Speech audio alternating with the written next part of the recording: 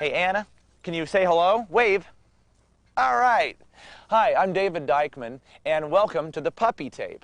You know, it's quite one thing for me to tell you all the things you should do to raise a happy, healthy puppy, and it's another thing to actually have to do them. That's why I have a little surprise for you today. Hey, Anna, go get that leash. Take it. Take it. Come on. Come on. Bring it in here. Good. Come here. Hey, sit. Good girl.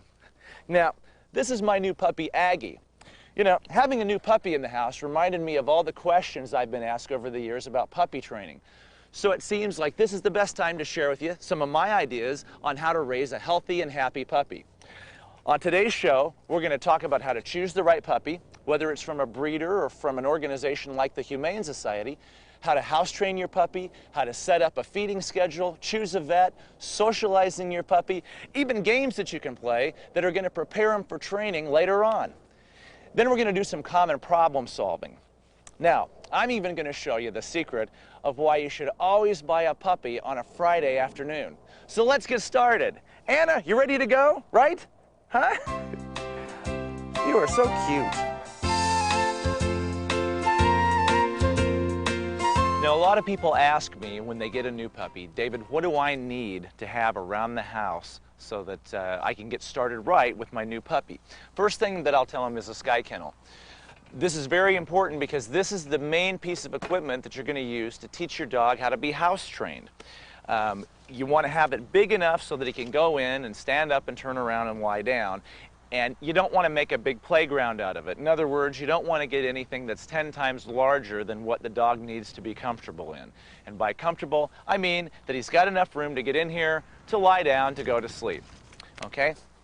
Now this one, I not only used to travel with on the airlines, you can see all the things all over it here. This has been all over the world with Anna, and now I'm going to use it with my new puppy to house train the dog. Okay? That's one thing. We can usually get that about any pet store or a veterinary supply place.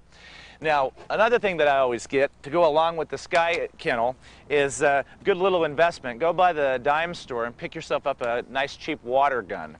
Now, I'm kind of a purist. Sometimes I use the Dixie cups, but occasionally, until your dog learns that he's supposed to stay in here and be quiet for a few days, you may have to go by and give him a little squirt every now and then if he's screaming and yelling to get out, okay?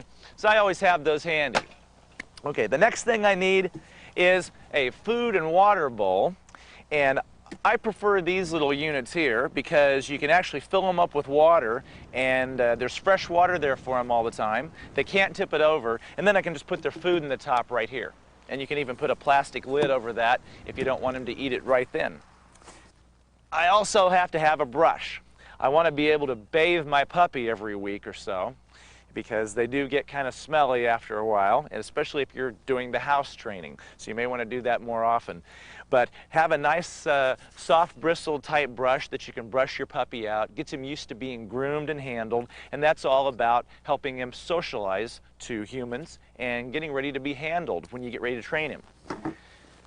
And the last thing is, a lot of these, get a whole gross of these paper towels because this house training thing, I guarantee you're going to have accidents. Paper towels, and they make a whole series of products in any store that you sprinkle on the mess so that you can vacuum it up, and then stuff that you can spray on it so that it doesn't attract the dog back to the mess.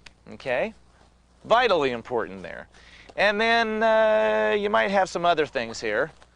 Along that category, you might do the respirator and the rubber gloves if you look like you're really going to have a problem.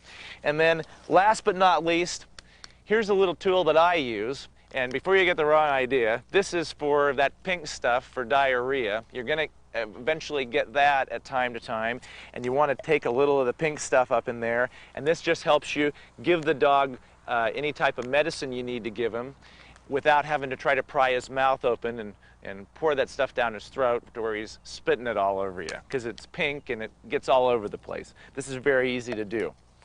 So that is a quick list of all the vital pieces of equipment that you're going to need before you actually bring your new puppy home.